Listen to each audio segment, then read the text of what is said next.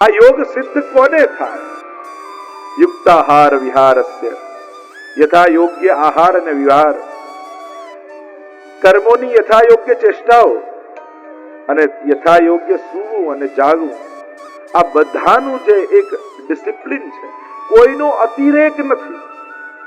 કોઈ પણ વસ્તુનો અતિરેક કરવાથી સારું જ થાય એવું નથી.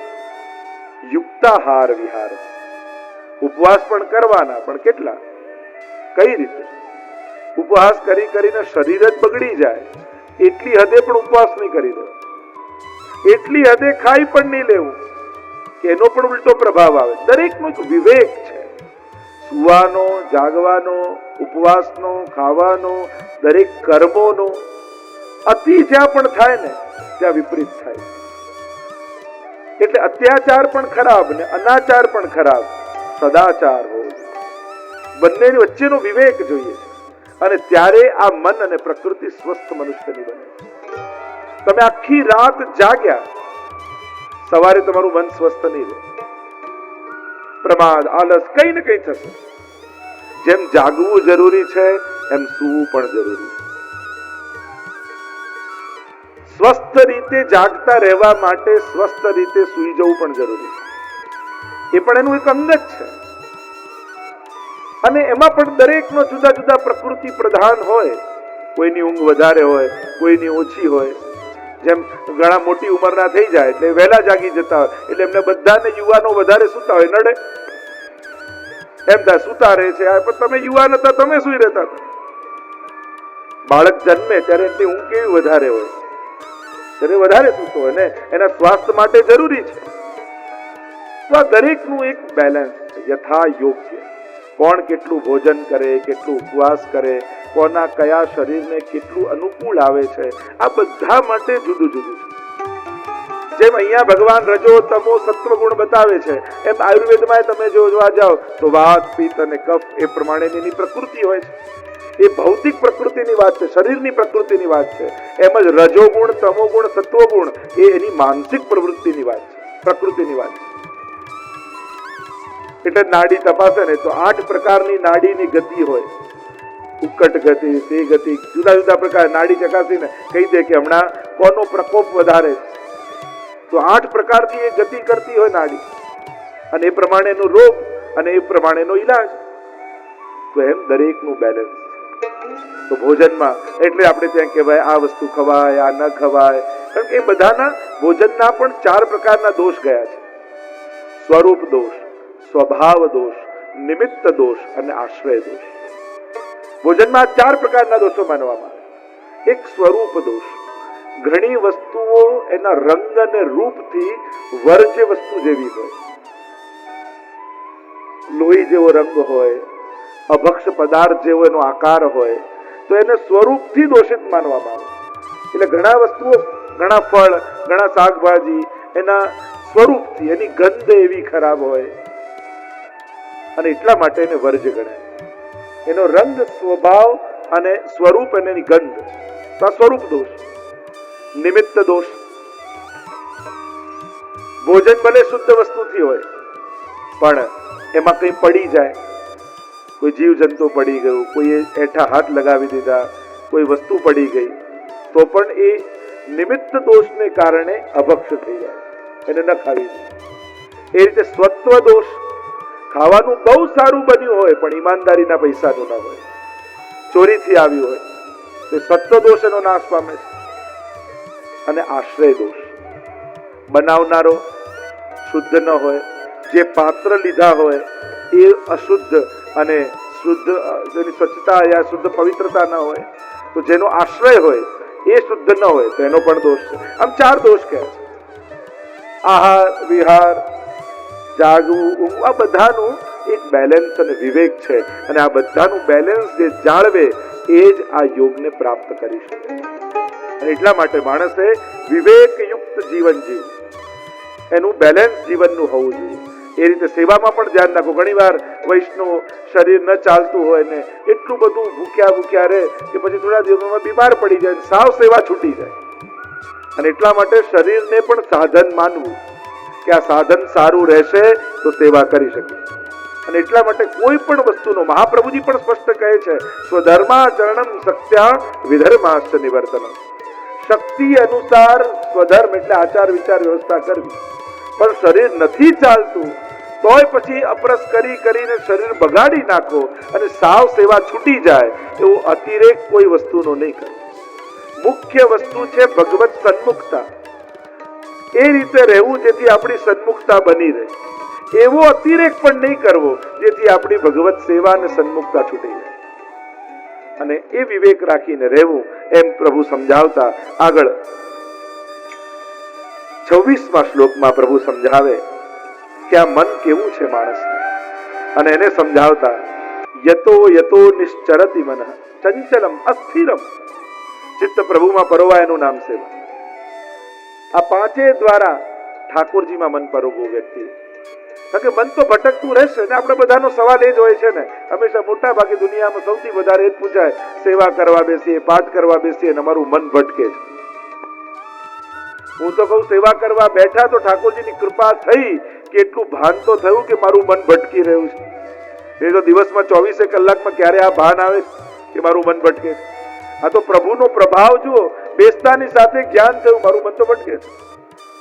અને એટલે મારા મનને મારે નિગ્રહ કરવાનો, મનને ઠાકોરજીમાં લગાવવાનું અને પ્રભુને એવા સુંદર સજાવો, એવી સુંદર સામગ્રી ધરો, એવા સુંદર શૃંગાર કરો, એવા સુંદર કીર્તન ગાઓ કે આ શબ્દ સ્પર્શ રૂપ રસ ગંધ આ પાંચે દ્વારા ઠાકોરજીમાં જ મન રહે, પ્રભુમાં જ મન થાય અને ઇન્દ્રિયો પ્રભુ પરક રહે. એમ પ્રભુ સમજાવતા મનને પ્રભુમાં લગાવવાની વાત કરતા અર્જુને સુંદર પ્રશ્ન કર્યો અને પ્રશ્ન કરતા 33મા શ્લોકમાં आपने जो कहा सब समझ में तो आ रही है बात कि मन का निग्रह करो, मन को यहाँ लगाओ, मन को विषयों में भटकने मत दो. प्रभु सब बात समझ में आती है, આપણા બધાને આ સમજમાં આવે છે વાત. પણ પ્રોબ્લેમ શું છે? જે અર્જુન આપણા પ્રોબ્લેમને ભગવાન આગળ કહે કે આ બધી વાત કરો એ બધું બરાબર, પણ પ્રભુ ચંચલમ હી મન કૃષ્ણ પ્રમાથી બલવત દ્રઢમ તસ્યાહમ નિગ્રહમ મન્યે વાયુરીવ સુદુષ્કરમ. तो प्रभु आपको लगाओ लगाओ लगाओ, पर प्रभु मन हाथ में आवे तो लगाइए ना. अतिशय चंचल मन અને કેવું છે?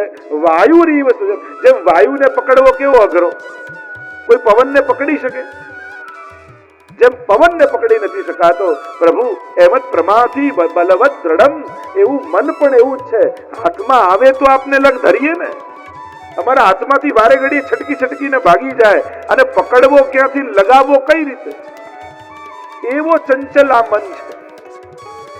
અને પ્રભુ આને સમજાવતા કહે, પ્રભુએ કહ્યું કે હું પણ જાણું છું કે મન ચંચલ છે અને ચંચલતા છે એટલે જ જીવનમાં રસ છે. ચંચલતા મનનો સ્વભાવ છે, ભટકવું એની પ્રકૃતિ છે. આ મનનો સ્વભાવ જ છે. જે ડિપ્રેશનમાં હોય ને એનું મન શાંત થઈ જાય. જેને કઈ જ ઈચ્છા ન થતી હોય આપણે એમ લાગે કે આ ડિપ્રેસ થઈ ગયો છે. જો યોગી અને આ રીતે રોગી, જેનો મનોરોગી હોય, બંનેની પરિસ્થિતિ સરખી લાગે. પેલાને એમ લાગે કે આને કોઈ ઈચ્છા નથી, પણ એને આવું થઈ ગયું હોય અને પેલાએ આ સિદ્ધિ પામી હોય. પેલાને આ સિદ્ધિથી આનંદ થતો હોય અને પેલાને તો બીમારી હોય. પ્રભુ કે હું પણ જાણું છું કે મન ચંચલ છે, પણ બે કારણ બતાવ્યા. બે વસ્તુથી અભ્યાસ. એક તું કોશિશ કર, અભ્યાસ કર, એના માટે પ્રયાસ કર. કોઈ વસ્તુ થઈ જતી નથી, દરેક વસ્તુને મેળવવી પડતી હોય છે, એને પ્રાપ્ત કરવી પડતી હોય છે. આપણે બધા ઠાકોરજી ભાવ આપશે ને પછી સેવા કરીશ. અરે ના, સેવા કર તો ક્યારેક ભાવનું દાન ઠાકોરજી કરશે. ઘણા લોકો કે બ્રહ્મ સંબંધો લેવું છે પણ મન કરશે ને, મન લાગી જશે ઠાકોરજીમાં પછી લઈશ. અરે ના, લે તો મન થશે. દરેક વસ્તુ કરવાથી એમાં રસ જાગતો હોય છે. આપણે ભગવાનને હંમેશા ભગવાન ભરોસે જ છોડી દેતા હોઈએ. પ્રભુનું જે કઈ કામ આવે ને, ઠાકોરજી કૃપા કરશે ને ત્યારે કરીશું. અને દુકાન આ તો હું નહીં ખોલું તો કેમ ચાલશે? ભગવાનને ભગવાન ભરોસે, સંસાર તો હું કરીશ. અને એટલા માટે કરશો અભ્યાસે, દરેક વસ્તુનો પ્રયાસ કરો. કોઈ એમ કે મને તરતા આવડી જાય પછી પાણીને અડવું, તો ક્યારે આવડે? ના, ત્યાં સુધી અડવું જ નથી મારે. સંભવ જ નથી. પાણીમાં કૂદે, છપછપિયા કરે, કૂદકા મારે, કોશિશ કરે તો ક્યારેક તરતા શીખે. પણ કોઈ એમ કે મને પાક્કું આવડી જાય પછી જડીશ. આપણે બધા ધર્મની બાબતમાં આવું જ કરીએ છીએ. સેવા કેમ નથી? અમને આવડતી નથી એટલે કરતા નથી. તો ક્યાંથી આવડે? કરો તો આવડે ને. કરવાથી આવડશે. આવડી જાય પછી કરીશ એ સંભવ નથી. સર્વોત્તમ સ્તોત્રનો પાઠ તો કરો છે પણ અઘરો છે, આવડતો નથી એટલે કરતા નથી. અરે તો 2 વાર વધારે કરો તો આવડશે. જે નથી આવડતું એને વધારે વાર કરવાથી આવડે, મૂકી દેવાથી ક્યારેય નહીં આવડે. અને એટલા માટે એ વસ્તુને પ્રાપ્ત અભ્યાસ કરો, કોશિશ કરો. લાવ હું કોશિશ કરવા જે કલાક મારું મન ઠાકોરજીને છોડીને ક્યાંય ન જાય. અને એટલા માટે પાઠ કરું, સેવા કરું, આ કરું, કારણ મારું મન પ્રભુમાં લાગે. આપણે તો ઊંધું કરીએ. મન નથી લાગતું તો સેવા કરવાની શું જરૂર? મૂકી દો. મન નથી લાગતું માળા કરવાની શું જરૂર? મૂકી દો. મન નથી લાગતું પાઠ કરવાની શું? મૂકી દો. અરે આ તો ઊંધી સોચ છે. મન નથી લાગતું એટલે જ તો પાઠ છે, મન નથી લાગતું એટલે જ તો માળા છે. મન લાગી જ જાય તો ધી એન્ડ. પછી ક્યાં કરવાની જરૂર રહેશે? જેનું મન જ ભગવાનમાં હોય એને ક્યાં કઈ કરવાની જરૂર છે? નથી લાગતું ભગવાનમાં એટલે જ માળા કરવાની છે કે માળાના બહાને પ્રભુમાં જાય, પાઠના બહાને પ્રભુમાં જાય. અને પાઠમાં એવું નથી કે મોઢે જ કરવા. કોઈ શાસ્ત્રોમાં એવું નથી લખ્યું કે મોઢે કરે ને વધારે ફળ, વાંચીને કરે ને ઓછું ફળ. પાઠ કરો એમ કહ્યું છે. એટલે ઘણા કે યમનાષ્ટક મોઢે જ નથી થતું ને એટલે નથી કરતા. અરે તો વાંચીને કરો. કોણે એમ કહ્યું કે વાંચીને કરે ને ઓછું ફળ? યમુનાજી એના પર ઓછી કૃપા કરે કે તને મોઢે નથી થતું એવું કહે છે? ના, કરવાથી થાય. એટલે અભ્યાસ કરો, કોશિશ કરો, પ્રયાસ કરો. કોઈ પણ ઉત્તમ વસ્તુને પામવા માટે મહાન પ્રયાસની જરૂર હોય. કોઈ પણ ઉત્તમ વસ્તુને પામવા માટે એમને નથી મળતું, એને પ્રયાસ કરવો પડતો હોય. તમે દરેક વસ્તુ શીખ્યા છે. આપણી તકલીફ શું છે? નાનપણમાં આંખો તો જન્મની સાથે હોય પણ શીખવાડવામાં આવે, જો બેટા આવું જોવાનું, આ નહીં જોવાનું, આ સાંભળવાનું, આવું નહીં સાંભળવાનું, આવું નહીં બોલવાનું, આવું બોલવાનું. દરેક ઇન્દ્રિયો માટે શીખવાડીએ છીએ, દરેક વસ્તુ માટે. પણ મન માટે આપણને કોઈ નથી શીખવાડતું કે આવું વિચારવાનું, આવું નહીં વિચારવાનું. આ મન બિચારું શીખવાડ્યા વગરનું રહી જાય. અભ્યાસ એને પ્રભુએ કહ્યું પ્રયાસ, કોશિશ. તારી કોશિશ કર કે તારું મન મારામાં લાગેલું રહે, મારા કાર્યમાં લાગેલું રહે. અને એટલા માટે મન લાગી નહીં જાય, તમારે પ્રયાસ કરતા રહેવું પડશે, કોશિશ કરતા રહો, સભાન રહો, મારું મન ભગવાનને છોડીને ન જાય. અને બીજું વૈરાગ્ય. જેમ જેમ બીજી વસ્તુમાં અરુચિ પ્રગટ થશે એમ એમ પ્રભુમાં રુચિ વધતી જશે. જેમ શરૂઆતમાં બહુ સંસારમાં મન હોય તો અહીંયા જવું, આમ જવું, પેલું જવું, ફલાણું કરવું, આ કરવું, આ કરવું. ધીમે ધીમે ધીમે જેમ ભક્તિ આગળ વધતી જાય, લગ્નમાં હોય દીકરા વહુને કે તમે જઈ આવો, મને હવે રસ નથી. તમે જમવા જઈ આવો, મને હવે રસ નથી. તમે આ ખરીદી લાવો, મારા માટે જે લાવશો ઠીક હશે, મને હવે રસ નથી. ધીમે ધીમે અન્ય વસ્તુમાં અનાસક્તિ આવતી જાય. પ્રભુમાં જ્યારે આસક્તિ વધે, જાકો મન લાગ્યો ગોપાલ સો તાહી ઓર કેસે વાત, અનાસક્ત જાય. પ્રભુના ઉપદેશનું આપણે પાન કરી રહ્યા છીએ. પ્રભુ કહે અભ્યાસ અને વૈરાગ્ય દ્વારા તું તારા મનને મારામાં સમર્પિત કર, અને એ રીતે સમર્પિત થયેલું મન સદાય મારામાં રહેશે અને તું ઉત્તમતાને પ્રાપ્ત કરીશ. એમ કહેતા આગળ યોમામ પશ્યતિ સર્વત્ર, જે સર્વમાં મને જુએ છે, સર્વમ ચ મયી પશ્યતિ, અને મારામાં બધું જુએ છે. બે વસ્તુ છે, એક બધે પ્રભુને જોવા અને પ્રભુમાં બધું જ જોઈ લેવું. આ બે ભક્તની અવસ્થાઓ. તસ્યાહમ ન પ્રણશ્યામી સચ મે ન પ્રણશ્યતિ, એનો ક્યારે નાશ નથી. જે મારામાં બધું જુએ અને બધામાં મને જુએ. એમ જોવા જાઓ ભક્તની દ્રષ્ટિએ તો એક વિરહની અવસ્થા છે, એક સંયોગની અવસ્થા છે. વિરહની અવસ્થામાં યોમામ પશ્યતિ સર્વત્ર, વિરહમાં બધે જે દેખાય, જીત દેખું તો શ્યામ મય હૈ, શ્યામ યમુના, શ્યામ ગોવર્ધન, શ્યામ ગગન ગન ઘટા છૈ, બધે જે દેખાય. અને સંયોગમાં એનામાં જ બધું દેખાય. એવા ભક્તની અવસ્થાની વાત કરતા આગળ પ્રભુ અર્જુન પ્રશ્ન કરે છે, તસ્યાહમ નિગ્રહમ મન્યે વાયુરીસ દુષ્કરમ. એને કેમ કરીને નિગ્રહ કરવું? પ્રભુએ ઉત્તર આપતા કહ્યું, વૈરાગ્ય પૂર્વક અને અભ્યાસ દ્વારા તું મનને સ્થિર કર, કારણ કે અભ્યાસ કરતા કરતા જ મન સ્થિર થશે. મનને ભગવત સેવાની ડોરીમાં બાંધી રાખ, કે જ્યાં પણ જાય પ્રભુમાં એનું મન લાગેલું રહે, એ પ્રભુમાં ચોંટેલું રહે. રસકાનજી માનો ગુડકી મખિયા, ગોળની માખી હોય એને ગમે તેટલી ઉડાડો, ઉડી ઉડીને પાછી ગોળ પર જ બેસે. એમ એકવાર જાકો મન લાગ્યો ગોપાલ સો, તાહી और कैसे भावेरी, लेकर मीन दूध में राखो, जल बिन सचु नहीं पावेरी, जो सुरार न घूमी चलत है, तीर न काहू जनावेरी. એક વાર મન જેનું પ્રભુમાં લાગ્યું, જેમ રાજા અસ્કરંદાસજી ચિત્ત પ્રભુમાં સદાય રહેશે. ચોર આવ્યો ને એને તીર છોડ્યું ને આર પાર તે નીકળી ગયું, તો અસ્કરંદાસજી તો સેવામાં છે, એનું મન ક્યાંય વિચલિત ન થયું. ભક્તોના મન સદાય ભગવાનમાં છે. અને વૈરાગ્યેણ ચ ગૃહ્યતે, વૈરાગ્ય વડે એને વશ કર. એને ઈચ્છિત બધું જ આપીશ તો એના ભોગો સમાપ્ત નહીં થાય, એની ઈચ્છાઓ વધતી જ જશે. અગ્નિમાં જેમ ઘી નાખવામાં આવે અને અગ્નિ વધતો જાય, એમ આ મનને એના ભોગો આપી દો. એકવાર અપાવી દો ને, પણ એકવાર નથી હોતું, એ 100 વારની શરૂઆત હોય. એકવાર ખાવામાં શું છે, એકવાર પીવામાં શું છે, પણ એ એકવાર નથી હોતું. દરેકની શરૂઆત આ એકવારથી જ થઈ હોય છે. એ 100 વારની શરૂઆત છે, કારણ કે એકવાર તમે પાપમાં સફળ થયા તો 100 વાર કરવાની ઈચ્છા થશે. આ સહજ મનનું કારણ જ છે. અને એટલા માટે આને પાપમાંથી મુક્ત કરવા માટે આને ભગવાનમાં આસક્તિ જોડ. જેમ જૂના સમયમાં પેલું વાંદરાને પકડવા માટે જતા ને, ત્યારે શું કરતા કે નાનકડું માટલી હોય ને, એનું મોઢું નાનું હોય, એમાં ચણા મૂકી દે. એટલે વાંદરો ચણા લેવા માટે હાથ અંદર નાખે અને મુઠ્ઠી બંધ કરે ને, એટલે મુઠ્ઠી બંધ કરતા જ એ વાંદરો ફસાઈ જાય માટલામાં, કારણ કે મોઢું નાનું હોય. અને ફસાઈ જાય ને પેલો શિકારી એને પકડી લે. પણ વાંદરાને એટલી સમજ ના આવે કે જો મુઠ્ઠી ખોલીને ચણા ફેંકી દઉં તો આમાંથી મુક્ત થઈ જાય.